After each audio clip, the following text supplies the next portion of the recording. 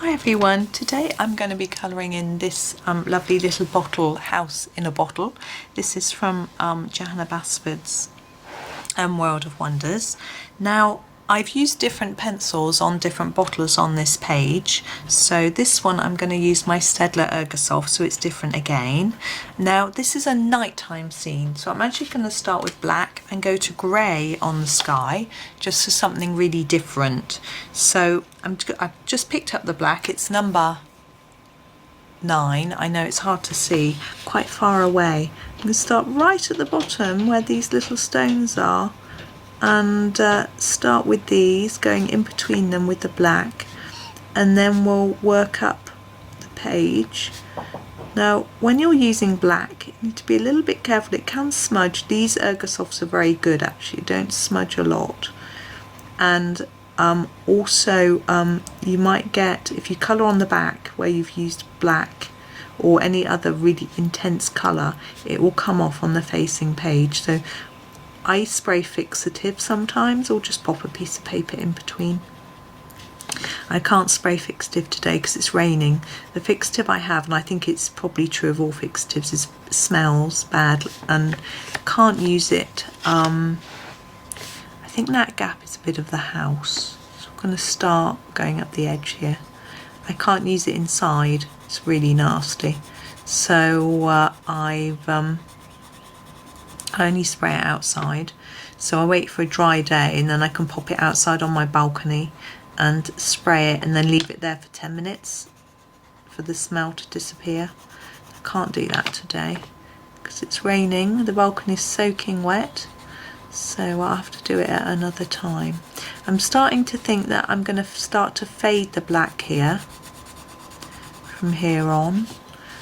So once I reach this sort of roof part, then I will.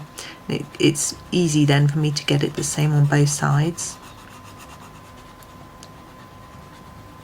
Now if you are using a smudgy black, put a piece of paper under your hand and then you're less likely to smear it across the page.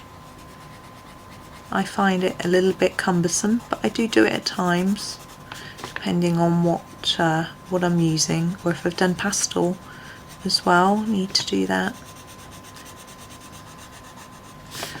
Now I'm just using a lighter touch and doing less layers here to fade the colour up. Hopefully you can see that it's a little bit lighter as we go. Sorry, I can't zoom in as much to this because wouldn't be able to see the whole thing. But the idea is to try and fade to nothing, which is quite difficult, I have to say. But that's what I'm going to try to attempt to do there. And now do the same thing on this side and get it even. That's even more difficult. It doesn't need to be exactly even. It does look better if it's sort of symmetrical, as much as you can. There we go. So now I'm going to use my next grey. Now I have this number 8, which is a dark grey, and I'm going to start right down here where we just started to fade off the black, go over the black. And why I do that is it helps to blend, so we don't get a transition line between the two colours. I remember the first time I did a sunset sky, I just did some black, like a stripe, then a stripe of purple, and then a stripe of blue, and then I thought that if I just then overlap them a little bit it would blend in, but no, you have to overlap a big area and layer it slowly to get it to work properly, or have colours that are really close to each other, makes it a lot easier. So now I'm going to start fading out the grey, sorry, because we've covered up as far as we got to with the black.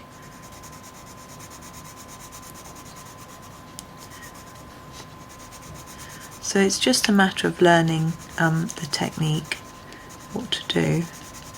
But I think it's really lovely that now I think it was Enchanted Forest, I've got this picture where I thought I was going to get this fantastic effect and it didn't work. And it's just shows my learning and where I've come. I think some people get a little disappointed in certain pictures and they want to rip them out, throw them away. I like having that mistake in my book so that I can look at it and think, wow, I've come so far since I made that mistake, sort of thing. And what did I learn? You know, I think it's useful. But I can also understand the thing is when you're flipping, you've got your book, you've made a big mistake on one page, you're not happy with the picture, you're flipping through looking for another picture to colour, and every time you see it you go, ugh, you know, and I can quite understand that. What I would say is if you do that, just try to cover it up with something. Just put a piece of paper over that picture, just temporarily, so that you don't feel so upset about it. And then once you finish the book and you start to flip through, or you get your second copy and you redo the picture, you won't feel so bad about it. I know people rip pages out. I would never do that. Just see it as something to learn from for next time. I've even heard a story once, gosh, I don't know who it was, they said they got so cross they ripped the page out and threw the book across the room. It's supposed to be a gentle, relaxing hobby. So if you're getting frustrated, something's going wrong. This is number 80, and I'm going to go from about here, I think. Now, because this is a more milky colour, it will help us to blend together a bit. Now, sometimes with my final colour of a background I will go over the whole thing, but I'm not going to do that with this one unless I think it really needs it, because it will lighten the black. But I'm just going over this darker grey with it, and hopefully it's filling in some of the gaps that I would have left.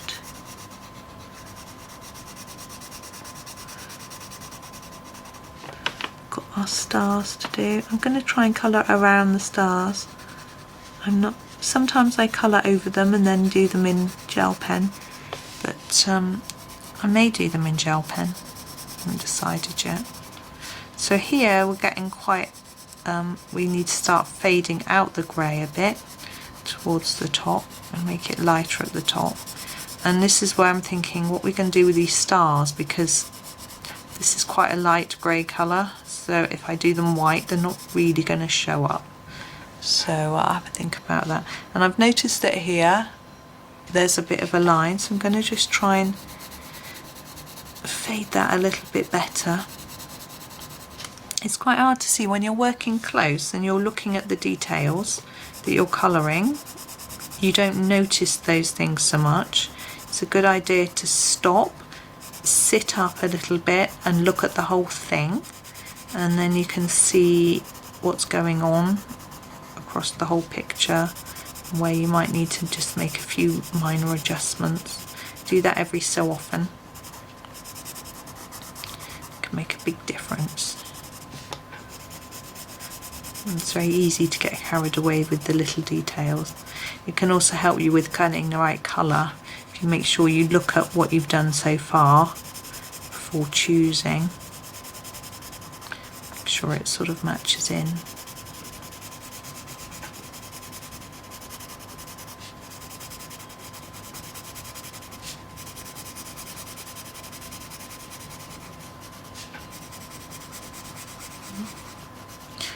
Okay, so I think I finished. I'm just going to have a little look. I think we've got a bit there that needs a tiny bit of work. A bit here. Just a bit of blending in. Apart from that, oh, we've got a line there too. So I'm just tidying it up a little bit really.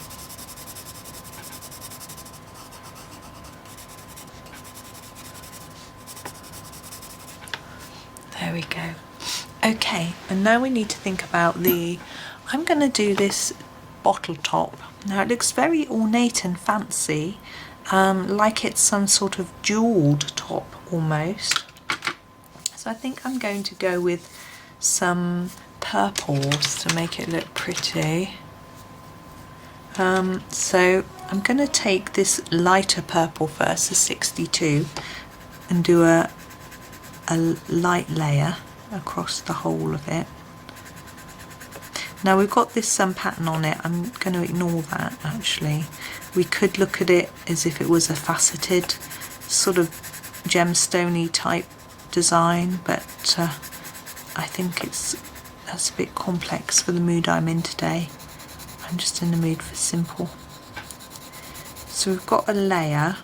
Now I'm trying to decide which side is going to be the darker side, and I think, oh, I'm looking at another bottle. I did it on this side, so I'm going to do the same thing.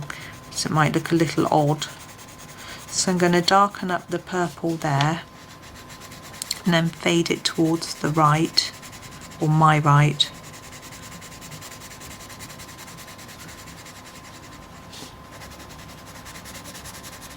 And then grab a darker purple, which is number 6, and really go for it on this edge. Really dark. Whoops. Going out of the line. My enthusiasm. And then try to gently fade it across into that lighter colour. So I'm applying less pressure now. Try and blend that colour in. So I really want this edge to be really dark. The Ergosoft don't give really intense colours, but if you layer them up, you can get quite a bit out of them. Now we've also got this bit under here, which we need to think about. I'm going to make it darker to lighter, like that, so it looks similar to this top. Okay, now we've got the house. At the top we've got a yellow house and an orange house, and we've got a blue house at the bottom. So I'm trying to think about what to do for this house. I really quite fancy doing a red house with some purple, with a purple roof. So I'm going to start with the roof. I'm going to grab my number 6 and start here. I'm going to make it really dark and intense here, and then reduce the pressure on the pencil towards the top and do less layers so that it's lighter, and do the same on this side. And I'm just thinking, will this purple show up from the black lower down the page? It might have not been a sensible decision. Let's see. It might be okay. We've got this roof to go, so I'm going to do a similar, this internal bit we'll do with a lighter colour. So I'm going to do a similar thing here where it's harder and then lighter in the middle. Harder at each end, then lighter. Oops, don't want to leave any white. And the same with this one. Now we have these sort of doors and windows that I'm going to do those in the same way. And the door frame, I shall just do a solid purple outline.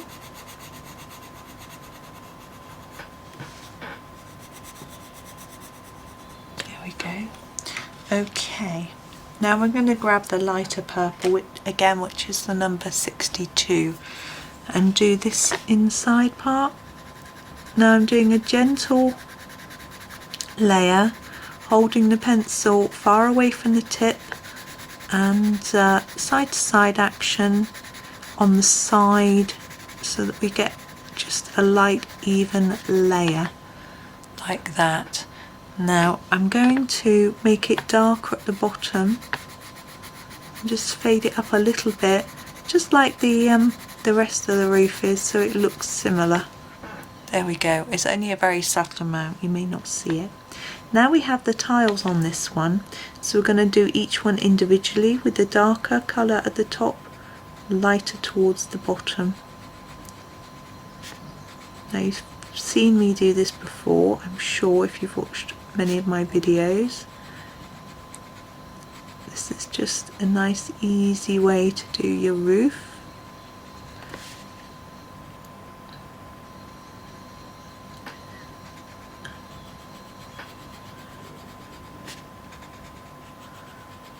And it will take a little while.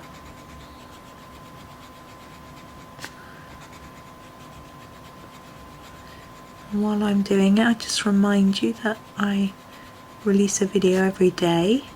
So if you wouldn't want to have a reminder of that, you can subscribe to my YouTube channel. It doesn't cost you anything, and you get a notification when my videos are released. You can choose, if you hit the little bell next to the subscribe button, you can choose how often you get those notifications. So you might want them every time a video comes out, or you might prefer to say have them just weekly, when you have a chance to sort of watch them.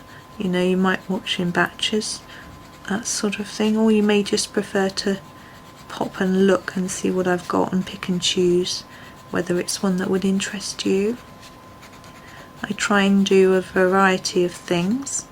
At the moment I'm a bit obsessed with Worlds of Wonder. I've done lots of videos from Worlds of Wonder, but I am just starting to use some other books as well, just to try and keep you interested.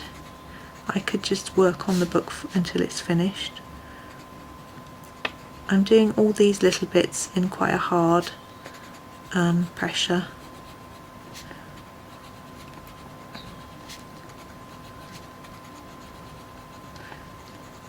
Right, there's our roof. I am now going to work on the actual main part of the building. I'm going to do a blue. I'm just looking at my blues. I think I'm going to do a not too dark, not too light. So I'm going to go for this number 63 because we want it to stand out from the black background, but it wouldn't be too bright because there isn't a lot of light going on. So I'm just going to do an even layer of this blue on the parts of the building that I think it will work on. Now this picture's looking a little bit dark and cold at the moment, but we are going to add some yellow in a minute to the windows to show the lights are on, and it will all look much friendlier. Oh, sorry, I just moved the book, but I think we're okay. I think these bits are bits of building showing through the leaves. There we go. Now this one, I'm going to do it like I have done the horizontals on the roof, so harder here and lighter here under this sort of balcony, and then this I'm going to do again with this sort of even light covering.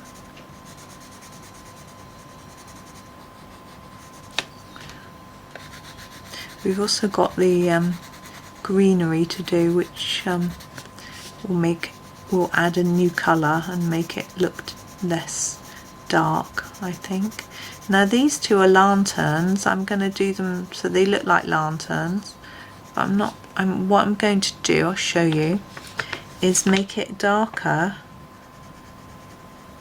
around them, so in at the bottom corners around them, so that it looks like the light from them is lighting up the building a little bit, hopefully.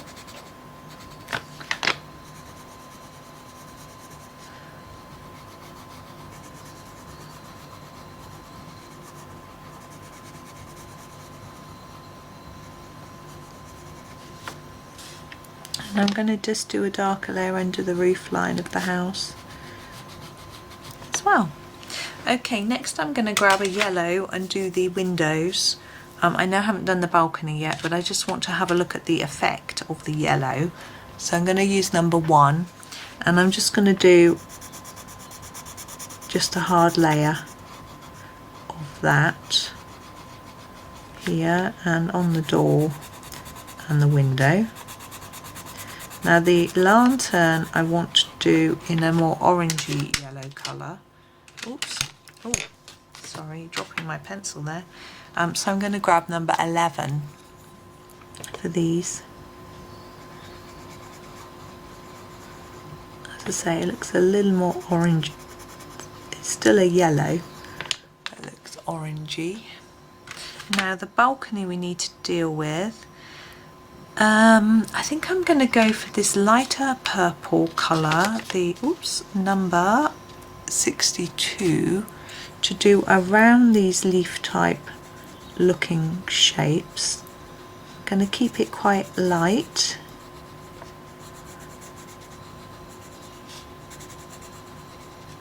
I'm not sure what to do with these leaf type shapes, whether to do them in the dark purple like the roof. I'm very tempted. I think that's the way my head's going, rather than a leafy colour.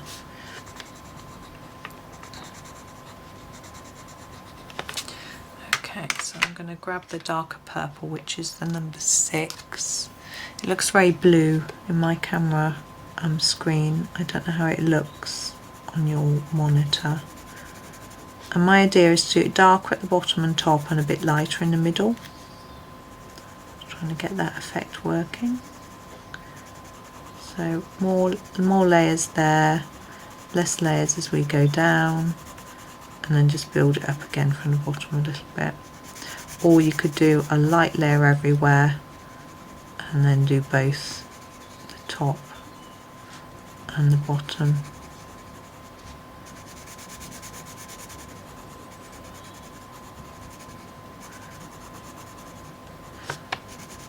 Getting really distracted. I'm thinking, rather than trying to think of what I'm going to chat to you about that might be useful, I'm thinking about what I'm going to cook, because I'm hungry.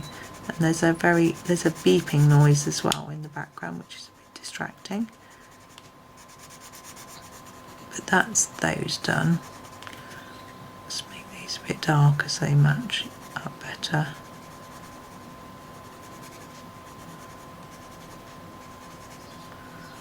There we go, that's that. Now we're going to do the greenery.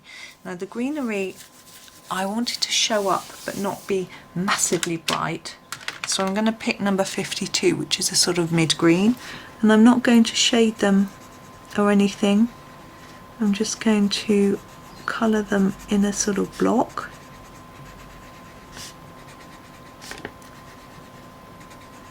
Now that beeping is going to come back again. It's my tumble dryer. I don't know if you can hear it,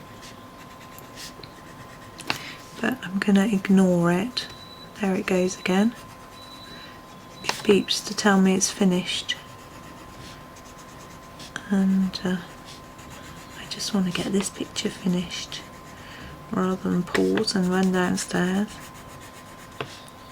I'll sort it out after we're nearly done. Now we've got these leaves at the bottom. Now I want these to have a bit more shading. So I'm going to pick my number 38. I'm actually going to try and zoom in a little bit more so you can see. There we go.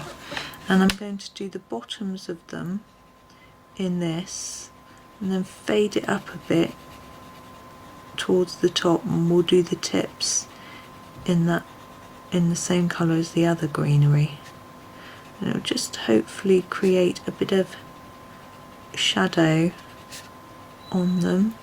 Oh my gosh, that's really annoying me now.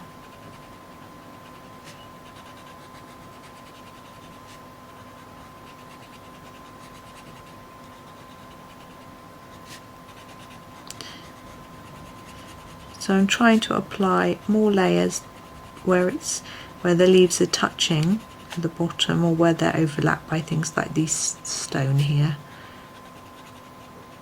and then fade it a little bit, and then we'll grab our number 52, sorry, and just finish it off. Overlap the 52 with the dark colour a little bit, so that hopefully we can see that there's two colours. You can blend them in a little bit together.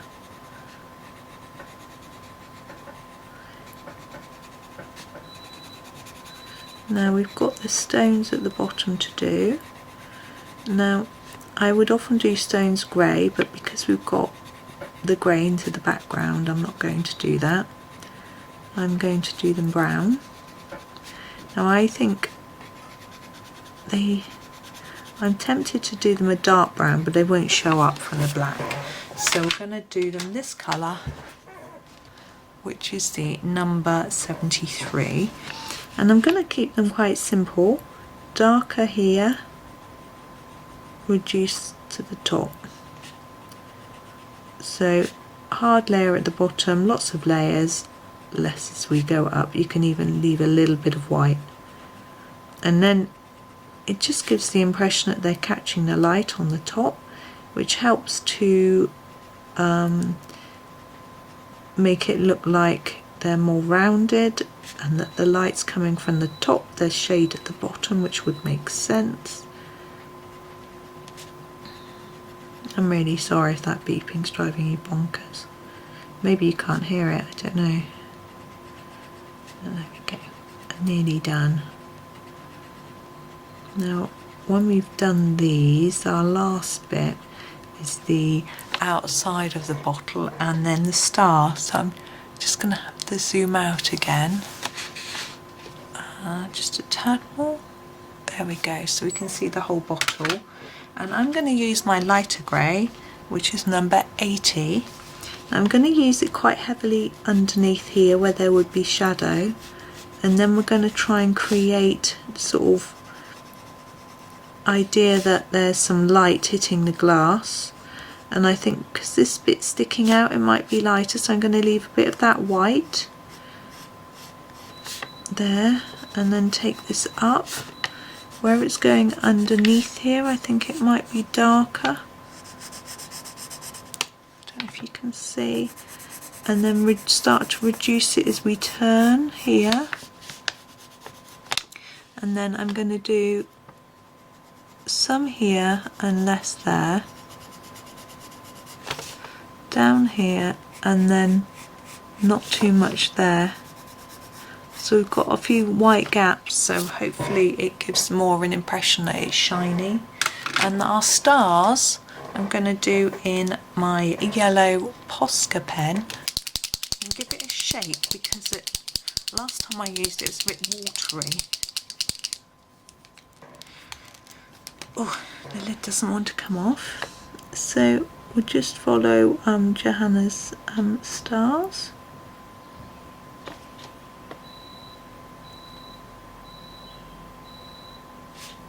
Well, that's quite blobby, that one, isn't it? There's a lot of paint came out there.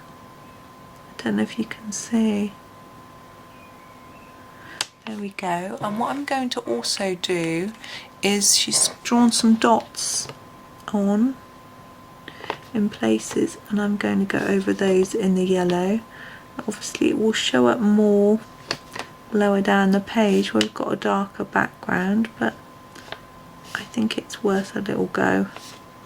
Just put a few around. I'm going to add a few more in than she did. Makes it look a bit more magical. So there we are. I think we're all done now. I'm just going to check, because obviously that beeping made me hurry a little bit, but yeah, I think we're done. So we've done the whole page. I will just zoom out to show you the whole page. Whoops, all in apparently, so you can just see. So I did this one in Bambino crayons, this one in Black Widow, this one in Castle Arts Botanical, and this one in Staedtler Ergosoft. So we've got a selection of different looks and different pencils. So there we go, that's the page done. So thank you for watching. I hope that you enjoyed the video, and happy colouring.